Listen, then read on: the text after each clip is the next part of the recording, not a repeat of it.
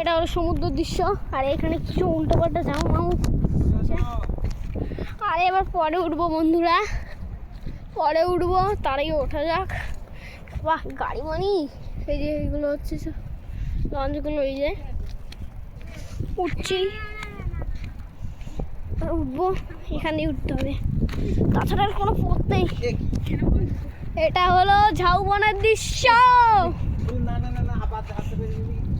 একটা জায়গায় বসে দেখাচ্ছি, ওই যে দূর দূরান্ত পর্যন্ত কত মানুষ এগিয়ে দাঁড়িয়ে রয়েছে।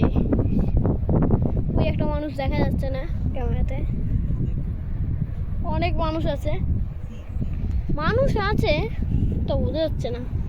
ওই যে একটা মানুষ দেখা যাচ্ছে, ওই একটা কত মানুষ আছে, ভাই দৌড়াদৌড়ি শুরু করে দিয়েছে। এসে তো ভালো লাগছে, সবারই এটা ভালো জায়গা। ও চলো।